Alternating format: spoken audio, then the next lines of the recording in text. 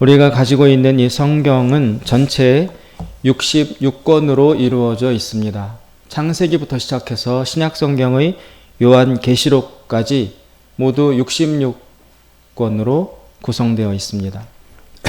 그 중에 구약은 39권이고 신약은 27권입니다. 신학교에 가면 이런 걸 시험을 봅니다. 구약은 몇 권이고 신약은 몇 권이냐.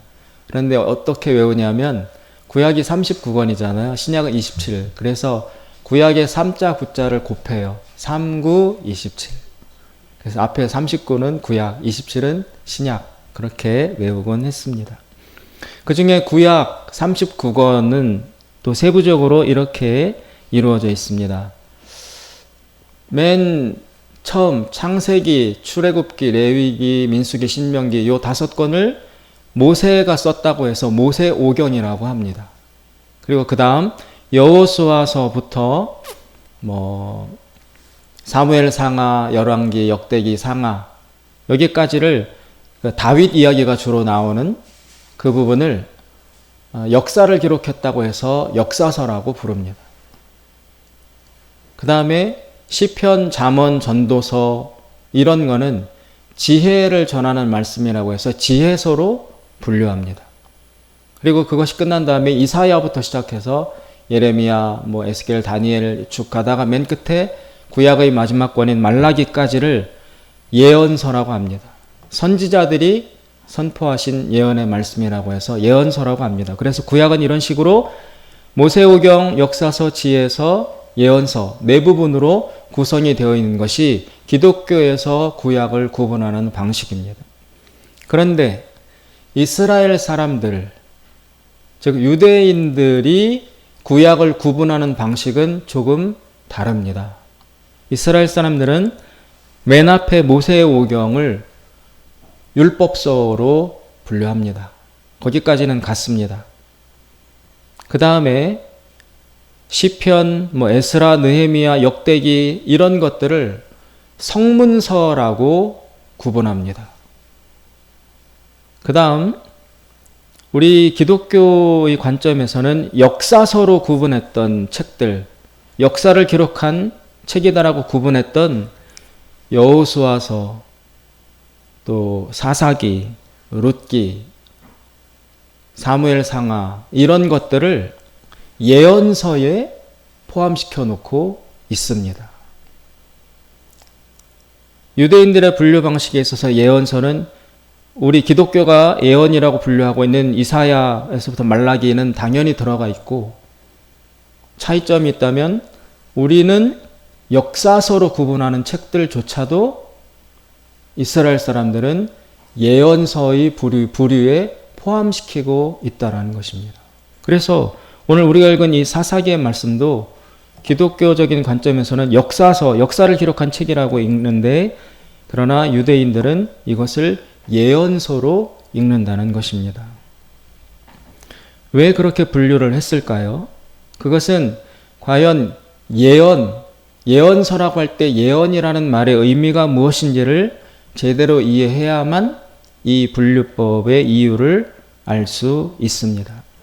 흔히 말해서 예언이라고 하면 앞으로 일어날 일들을 미리 알려주거나 경고하는 말들을 예언이라고 알고 있습니다. 그런데 그것은 세속적인 관점에서 예언을 부르는 내용이고요. 성경이 말하는 예언은 조금 다릅니다. 그것은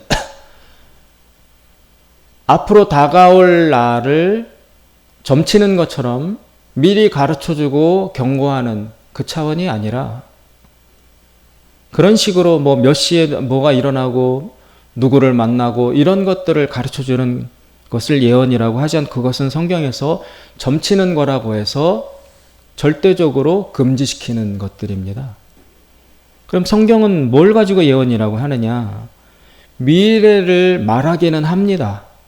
그런데 점치듯이 쪽집게처럼 뭘 짚어주는 그런 미래를 말하는 것이 아니라, 과거에 있었던, 역사 속에 있었던 일들을 재해석해서 지금 들려줌으로써 그 역사 속에서 있었던 일로부터 깨달음과 교훈을 받아서 너희들은 현재 그리고 앞으로 그런 잘못된 실수를 반복하지 말아라 라는 뜻으로 과거의 역사를 재해석해서 들려주는 말씀이 성경의 예언이라는 것입니다.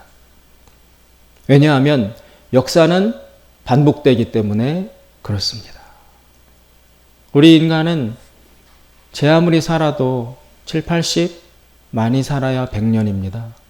근데 역사는 벌써 100년 아니라 1000년, 3, 4천년, 5, 6천년을 이어가는 긴 흐름을 갖고 있습니다. 따라서 100년의 경험을 가지고 이 역사 전체를 꿰뚫는 지혜를 통찰할 수는 없습니다. 그러다 보니까 100년 동안 쌓은 지혜가 그 다음으로 계승이 잘 안 돼요. 그래서 역사는 여러분 시계추처럼 움직입니다. 유행이 돌고 돈다 그러잖아요. 미니스커트가 유행하던 때가 있었습니다. 다 너나 없이 막 다 초미니를 입고 나와서 그런 유행이 오래 갈 줄 알았는데 어느 때 보면 또 그건 싹 사라지고 긴 치마가 유행으로 또 등장을 합니다. 또 그게 대세인 줄 알고 살아가다 보면 한참 후에 몇십 년 후에 결국 옛날에 유행했던 미니스커트가 또 다시 새로운 물결인 것처럼 또 등장하게 돼 있어요. 이런 식으로 해 아래 새 것은 없습니다. 옛날에 있었지만 그동안 잊혀졌던 것들이 마치 새 것인 것처럼 나타나는 것일 뿐 다 반복되는 것입니다. 그래서 역사도 이쪽 극단으로 갔다가 여기서 너무 그 모순과 힘듦을 겪은 사람들이 그 다음 세대에는 이 극단으로 또 와요. 이거에서 벗어나고자 몸부림을 치면 또 이쪽 극단으로 와요. 이것도 또 한 세대를 살아보면 여기도 부족한 점과 모순점이 있으니까 그 다음 세대들은 에이 이거 아니야 버리고 또 이쪽 극단으로 와요.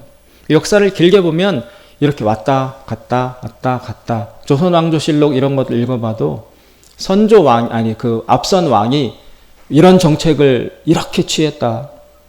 그러면 그 다음 왕은 그걸 개선하기보다는 여기에 나타난 문제점들을 극복하기 위해서 오히려 이쪽으로 치우치는 경향을 보여줍니다. 그래서 역사 속에서 인간이 어떤 실수를 반복하는가 그것을 잘 살펴서 재해석해서 보여줌으로써 아 인간이 이렇게 사는구나 이런 잘못을 저지르는구나 아 이때 이렇게 했구나 그것을 보고 배워서 그럼 오늘의 우리들은 이렇게 하지 말아야 되겠다. 이것을 깨닫도록 해주기 위해서 쓰여진 책이 바로 예언서라는 것입니다. 오늘 사사기가 바로 그 예언서에 포함되는 책입니다.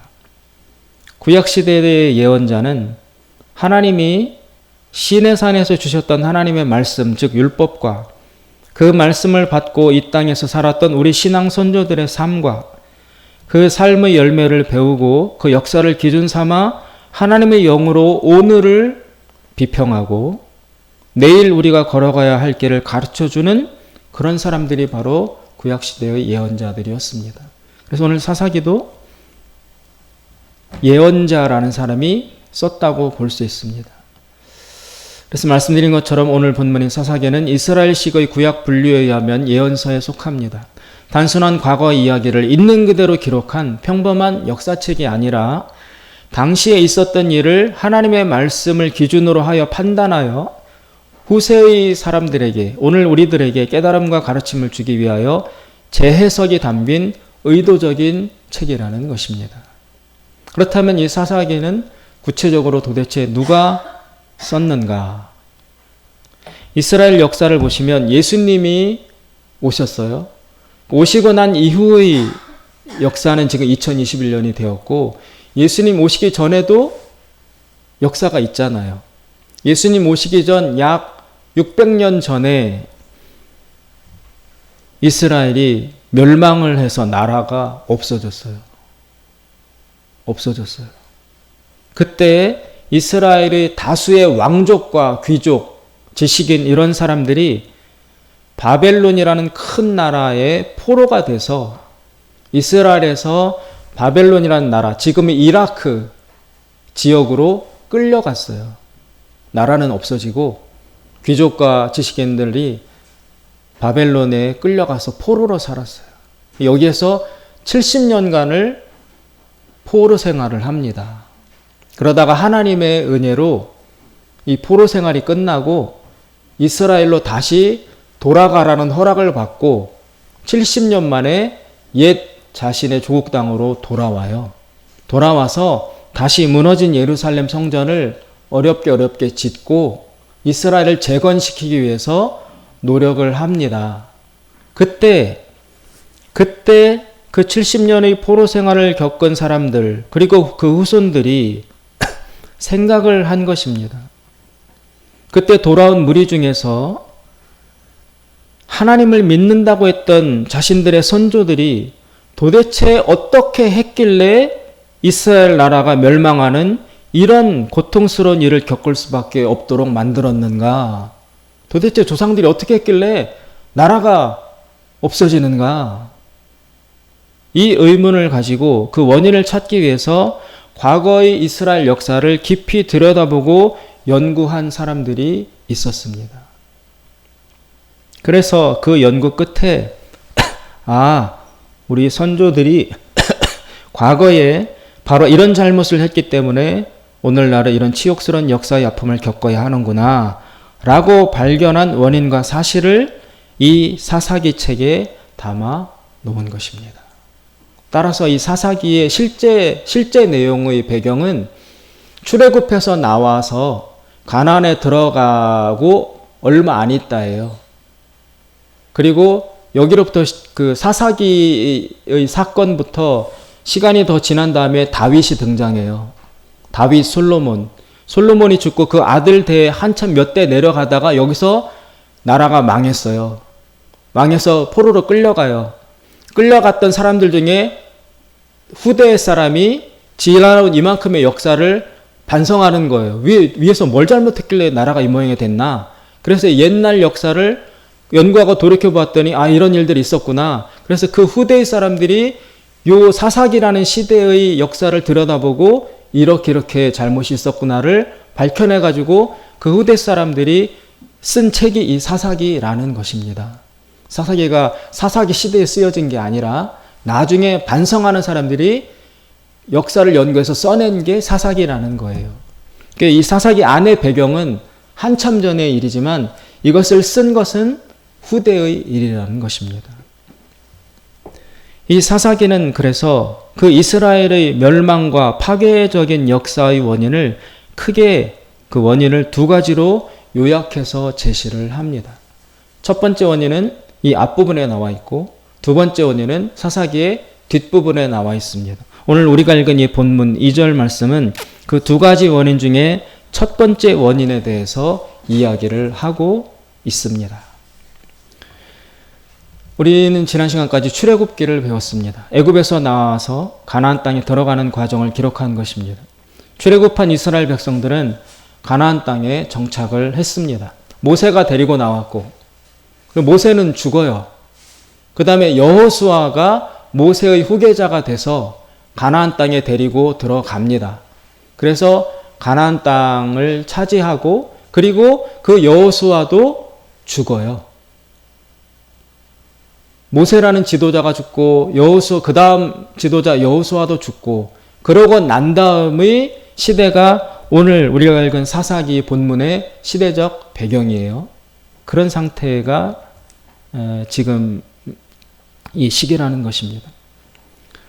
그래서 그 모세와 여호수아를 따라서 가나안에 들어왔어요. 정착을 했어요. 그런데 살아보니까 그곳에서의 삶이 평탄하지 않은 것입니다. 제일 문제가 뭐냐면 주변의 적들이 쳐들어와서 이스라엘을 괴롭히고 지배하는 것입니다. 그게 가장 큰 문제였습니다. 14절 15절에 보시면 14절 여호와께서 이스라엘에게 진노하사 노략당하는 자의 손에 붙여 그들로 노략을 당케 하시며 또 사방 모든 대적의 손에 파심에 그들이 다시는 대적을 당치 못하였으며 15절 그들이 어디를 가든지 여호와의 손이 그들에게 재앙을 내리심에 곧 여호와께서 말씀하신 것과 같고 여호와께서 그들에게 맹세하신 것과 같아서 그들의 즉 이스라엘 사람들의 괴로움이 심하였더라. 자꾸 쳐들어와. 자꾸 괴롭히고 뺏어가고 지배를 하는 것입니다. 이런 일들이 닥쳐오니까 평안하지가 않아요. 가나안 약속의 땅이라는 곳엔 가나안 땅에 왔는데 편안하지 않고 평화가 없습니다. 왜 행복하지 않은가? 오라고 해서 여기까지 왔는데 왜 괴로움을 겪어야 하는가? 그런 의문이 제기될 수밖에 없습니다.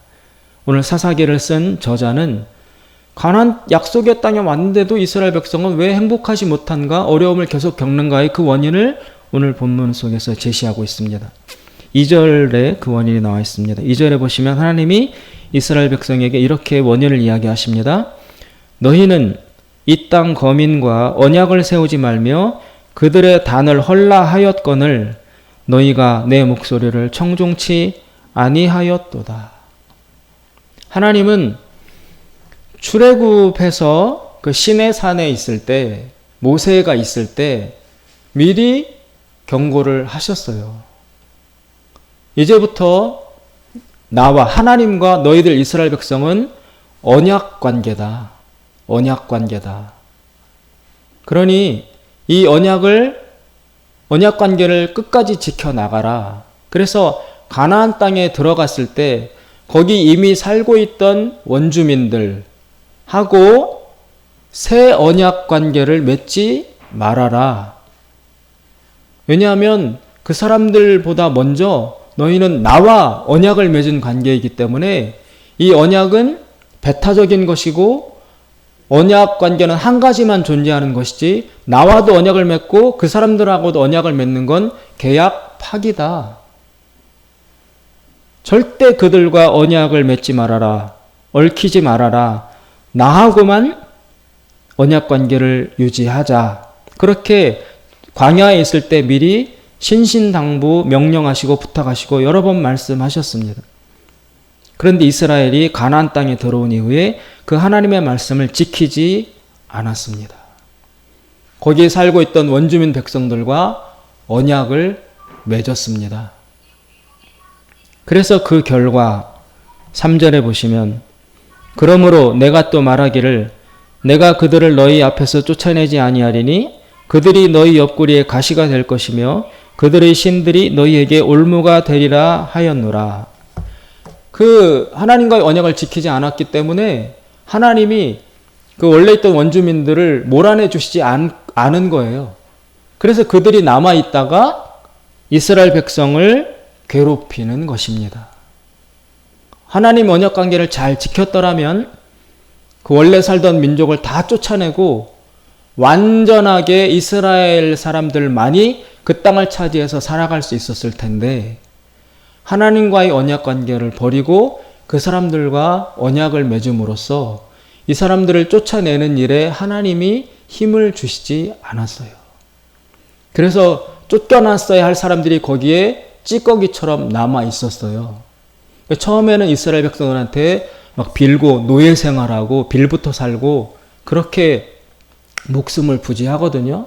근데 시간이 점점 지나면서 곰팡이가 확 번지는 것처럼 그 원주민들은 크게 번성해가지고 힘을 얻으니까 이제는 이스라엘 백성을 쳐들어오고 찍어 누르고 약탈하고 착취하는 적으로 돌변을 한 것입니다. 언약이라는 것은 하나님이 말씀하신 성경에서 말씀하신 언약이라는 것은 가장 좋은 비유로 치자면 결혼과 같습니다. 하나님이 나와 이스라엘 너와 언약을 맺었다. 언약 관계다라는 건 나와 너는 결혼한 것과 같다라는 그런 배타적인 관계를 뜻하는 것입니다. 여러분, 한 사람이 동시에 두 사람과 결혼 생활을 유지할 수 있습니까? 아니죠. 1대1 두 사람이 결혼을 유지할 수밖에 없습니다. 언약이라는 것은 몸이 섞이고 피가 섞이고 돈이 섞이고 마음과 정신이 섞이고 혼이 섞이게 되는 것이 결혼이고 언약입니다. 그렇죠? 다 섞이는 거예요. 다 섞이는 겁니다. 언약은 단순히 말로 그래 우리 하자 이게 아니고 완벽히 결합하는 것입니다. 결혼처럼. 하나님과 이스라엘은 그렇게 언약 관계를 통해서 결합된 관계였고 그런 관계여야 합니다. 그런데 이스라엘 백성들이 이 관계를 저버리고 그 가나안 백성들과 오히려 이런 강력한 결합, 결속, 언약 관계를 그들과 맺으니까 하나님 측에서는 배신인 거죠. 언약 파기인 거죠. 하나님은 왜 가나안 부족과 언약을 맺지 말라고 하셨는가? 이스라엘은 먼저 하나님과 언약한 사이이기 때문입니다. 즉 마치 결혼처럼 이스라엘은 하나님과 전 존재가 묶이고 결합된 사이이기 때문인 것입니다. 따라서 이스라엘은 하나님이 가르치신 삶의 방식으로만 살아가야 하는 존재들입니다.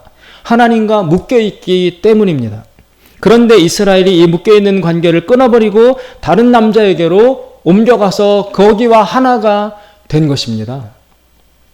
이스라엘이 먼저 언약을 파기해버린 것입니다. 그래서 스스로 하나님의 보호로부터 하나님의 약속으로부터 자기 스스로가 먼저 떨어져 나갔습니다. 그렇기 때문에 어려움이 찾아온 것입니다. 그리고 하나님은 이스라엘이 먼저 언약관계를 파기했기 때문에 지켜 보호해 줄 의무가 없어요. 원래 하나님은 가나안 족속에게 구약 성경의 용어로 헤렘이라는 것이 있는데 헤렘이라는 명령을 이스라엘 백성에게 내리셨습니다. 그 헤렘이라는 것은 뭐냐면 여러분 이런 것입니다. 이스라엘 백성이 가나안 땅에 들어갔을 때 거기 살고 있는 사람들 남자, 여자, 노, 소 남녀노소를 가리지 말고 거기 있는 사람들은 모두 다 죽여라.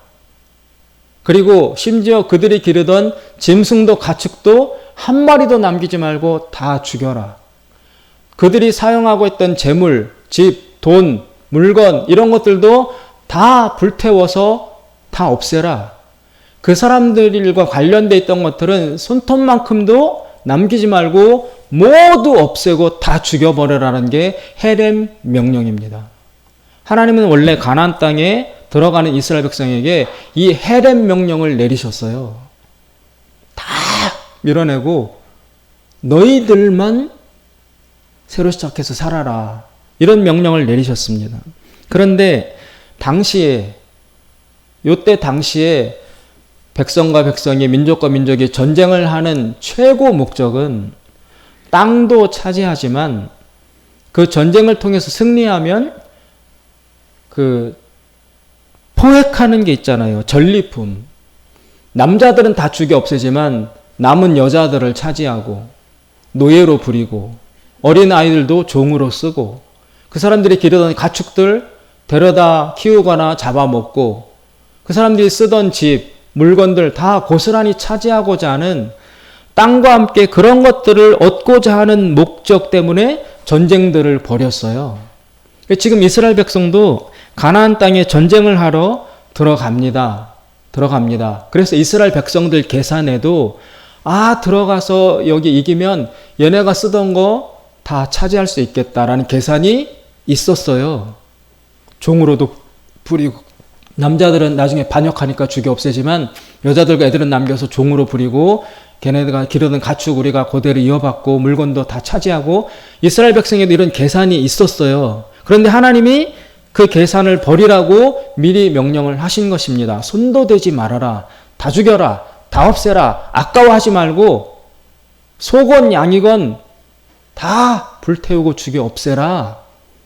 이런 분명한 명령을 내리셨습니다. 그런데 이스라엘이 그 하나님의 명령, 언약 관계에서 하나님이 주신 명령인데도 그 명령을 생각해 볼 때 마음이 내키지 않은 것입니다. 하나님의 말씀이 어리석어 보였습니다. 그래서 들어가서 가나안 사람을 다 죽이지 않고 몇몇을 살려주었어요. 다 죽이라고 했는데 가축도 짐승도 죽이지 않고 모두 건져서 자신들이 이익을 보려 했습니다. 하나님은 그것을 언약 파기로 본 것입니다. 나는 너희들에게 100% 약속을 다 지키고 헌신하는데 이스라엘 백성은 하나님과 약속한 그 내용을 안 지키는 것입니다. 그래서 언약이 깨졌습니다. 그리고 이스라엘 백성들은 그렇게 대충 좀 남겨두고 살려두고 못하러 다 없애요. 아깝게 다 어느 정도는 없애고 죽이지만 조금 남겨두어서 우리도 써야지 이러면서 부분적인 순종을 한 것입니다.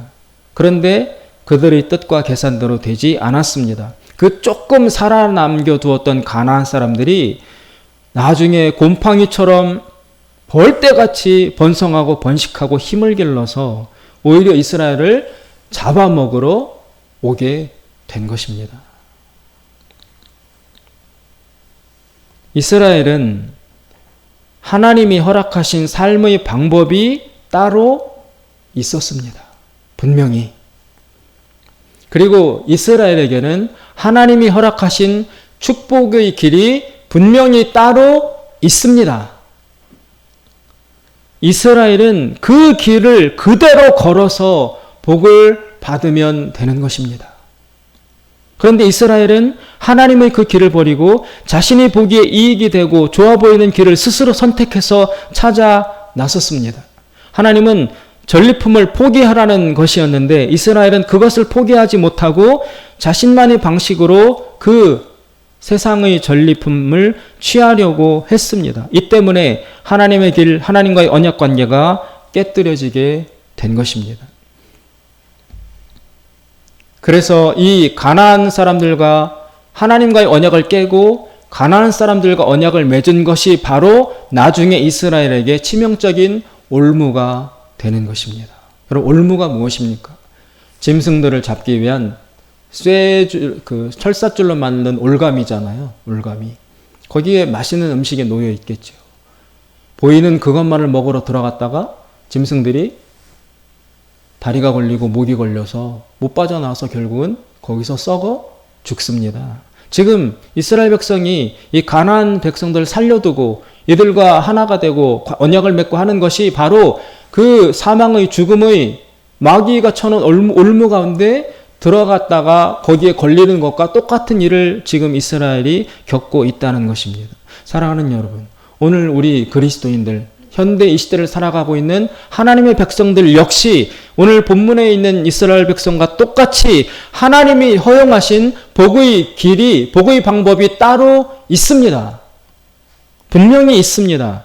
그것을 지켜서 복을 받으면 되는 것입니다. 그런데 오늘 그리스도인들이 그 하나님이 정하신 복의 길, 복의 방법을 어기고 오늘 이 백성들처럼 세상과 언약을 맺으면서 세상의 방식대로 살려 하면 반드시 올무에 걸리고 맙니다.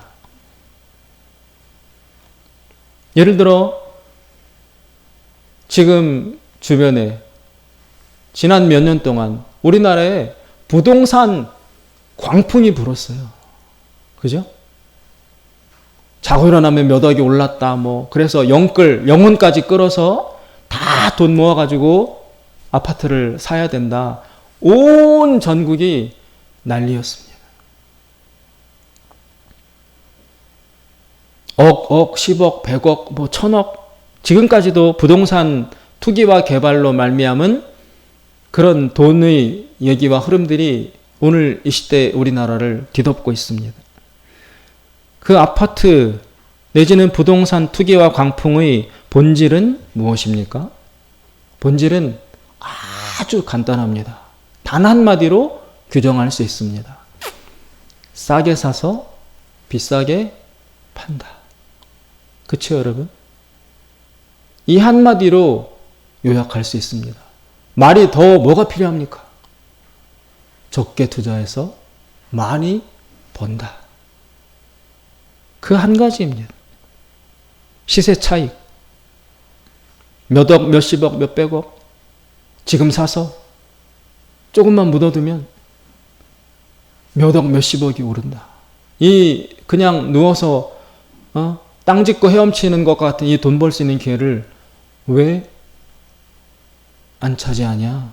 그게 바보다라는 식의 가치관과 사고가 세계관이 우리나라를, 젊은이들을, 모든 사람들을 뒤덮고 있습니다. 그렇지만 여러분, 분명히 말씀드리는데 이런 것은 가나안 사람들의 삶의 방식입니다. 하나님은 그런 길을 허락하신 적이 없습니다. 단 한 번도 하나님은 그런 식의 복받는 방법을 이스라엘에게 말씀하시지도 허락하시지도 가르쳐 주시지도 않았어요. 하나님은 그런 방식으로 복을 주시지 않습니다. 하나님이 정하신 그리스도인이 복받는 방식은, 축복받는 방식은 분명히 따로 있습니다. 성실하게 한 걸음씩 기다리고 인내하고 절제하면서 노력하고 땀 흘리고 일하고 저축해서 심은 만큼 거두는, 심는 대로 거두는 하나님이 정하신 분명한 삶의 축복 방식이 우리 그리스도인들에게는 이미 주어졌습니다. 그거 외에는 하나님이 축복을 허락하신 방법이 없어요. 그런데 오늘날의 그리스도인들 역시 그 하나님과의 언약관계, 그거를 지키지 못하고 세상 사람들, 가나안 사람들이 하는 방식, 투기와 투자와 광풍 이런 거 적게 심고 많이 거두고 지금 사서 나중에 팔면 이런 것들에 너무 오염되고 너무 영향을 받아서 그거를 선택하고 세상과 언약하여서 그 길로 들어가는 것입니다. 그러나 분명히 선언하건대 참된 하나님의 백성이 맞다면 그런 식의 삶의 방식을 선택해서 들어가면 반드시 올무에 걸리게 됩니다. 절대 자기가 계산하고 기대했던 것처럼 돈 벌기로 생각했던 것처럼 절대로 안 됩니다. 절대로. 하나님은 그런 걸 허용하신 적이 없거든요. 애초에. 하나님 이스라엘에게 그 가나안 사람과 똑같이 되어서 그렇게 살라, 언약관계를 맺으라라고 말씀하시지 않았습니다. 100% 실패합니다. 완전히 망합니다. 하나님은 그런 세상과의 언약을 축복하시지 않습니다. 더불어 믿지 않는 자와의 동업, 하나님 백성이 아니게 살아가는 사람과의 공동 투자, 사업, 협력, 공모 다 마찬가지입니다. 필패합니다. 반드시 망합니다. 반드시 패배합니다. 겉으로 관계가 아직 겉으로만 관계하고 아직 거리가 떨어져 있고 그 사람의 겉모습을 아는 그 단계에서는 서로 같이 공동 투자하자, 동업하자라고 말할 때 그 사이에는 그 사람의 진실한 내면과 본질을 몰라요. 좋은 말만 오고 가다가 동업도 하고 같이 투자도 하고 협업도 시작합니다. 그러나 실제 만나서 이렇게 끊어낼 수 없는 얽혀진 언약관계에 들어가 보면 그 사람이 살아가는 삶의 방식과 그리스도인인 나의 삶의 방식은 완전히 달라요. 완전히. 그게 서로 거리가 떨어져 있고 서로 인사하는 사이 좋은 말만 하고 지낼 때는 몰라요. 괜찮은 사람으로 보여요. 나같이 살아가는 사람인 줄 알아요. 말은 다 지키는, 약속은 다 지키는 사람, 성실한 사람인 줄 알고 언약관계를 맺어요. 맺어서 끊을 수 없는 깊은 결합 상태가 돼서 뚜껑을 열어보면 그 사람의 살아가는 방식은 완전히 우리 그리스도인으로서는 도저히 용납할 수 없는 세상의 악한 방식으로 돈 벌고 추구하고 그렇게 살아가는 사람이라는 것이 그때 드러난다는 것입니다. 그런데 그때 깨달았을 때는 이미 얽혀져 있고 묶여져 있기 때문에 혼자서 빠져나올 수가 없는 것입니다. 이게 사탄이 쳐놓은 덫이고 올무입니다. 하나님은 우리들에게 허락하신 복받는 길을 알려주셨습니다. 따로. 그리스도인은 여러분, 그 길을 걸어감으로써 복을 받아야 합니다. 철칙입니다. 그들의 삶의 방식과 우리 그리스도인들의 삶의 방식은 근본적으로 다릅니다. 나는 하나님과의 언약 관계에 있습니다. 나의 복은 오직 하나님 그분에게서만 오는 것입니다. 이 사실을 확고부당하게 믿지 못하고 눈을 돌리면 세상과 언약을 맺을 수밖에 없고 그 결과 반드시 함정의 올무에 걸려서 망하게 되는 것입니다. 이스라엘 백성은 왜 이런 하나님과의 언약 관계가 빈약해졌는가? 그 근본 원인이 무엇이냐? 10절에 보시면 나와 있습니다. 10절에 보시면 그 세대 사람도 다 그 12에게로 돌아갔고 그 후에 일어난 다른 세대는 여호와를 알지 못하며 여호와께서 이스라엘을 위하여 행하신 일도 알지 못하였더라. 여기 그 다음 세대는 여호와를 알지 못했다고 나옵니다. 여기 여호와를 알지 못했다는 얘기는 하나님의 이름을 모르고 하나님이 계신다는 걸 모르고 이런 관계가 아니라 인격적으로 관계적으로 하나님을 진정으로 제대로 알지 못한다. 하나님과 관계적으로 맺어져 있지 않다. 하나님의 이름은 들어봤다. 정보로는 알지만 관계가 하나님과 형성이 안 돼 있다는 것입니다. 그저 하나님이 정보에 불과한 것입니다. 그런 하나님과의 관계에 빈약한 관계에 있기 때문에 하나님과의 언약을 지켜낼 수 있는 힘이 없는 것입니다.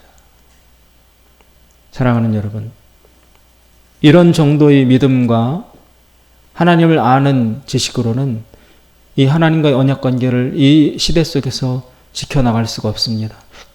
가나안에 먹힐 수밖에 없습니다. 우리 도처에 이 세상이 쳐놓은 멍에가, 올무가, 올가미와 덫이 우리를 노리고 있고 우리 앞에 다가오고 있습니다. 다른 길은 없습니다. 잔머리 절대 굴리면 안 되고 더디더라도 손해를 보더라도 하나님이 정하신 그 복의 길, 그 길만을 걸어야 우리 그리스도인들은 복을 받을 수 있습니다. 절대로 다른 것에 한눈 팔지도 눈을 돌리지도 마음을 뺏기지도 아예 생각 자체도 하면은 안 됩니다. 옛날 공자 선생님이 그랬나요? 비례는 물시하라. 비례, 예가 아닐 비, 예할 때 예. 비례, 예가 아닌 것, 즉 길이 아닌 것은 물시하라. 말물자 벌시자 쳐다보지도 말아라. 길이 아니면 가서는 안 됩니다. 하나님이 정하신 우리 믿는 자들의 삶의 방식을 지켜서 그 안에서 충분한 하나님의 복을 받는 우리 백성들 되시길 주님의 이름으로 축원드립니다. 자비로우신 하나님 아버지, 우리 역시 이 가나안 땅에 살아가고 있습니다. 하나님과의 언약 관계, 이것을 잘 지켜나갈 수 있도록 우리의 믿음을 도와주시옵소서. 이 세상의 방식으로 우리를 얼마나 유혹하고 우리에게 참 좋은 것으로 이끌어가려 하고 우리의 정신과 판단력을 흐리는지 정말 알 수 없습니다. 하나님, 언제나 하나님만을 바라보며 하나님과의 이 언약 관계를 잘 존중하고 준수하여 안전하고 행복하고 편안한 길로 갈 수 있는 우리 모두가 될 수 있도록 도와주시옵소서. 하나님께 감사드리며 예수님의 이름으로 기도드리옵나이다. 아멘. 다 같이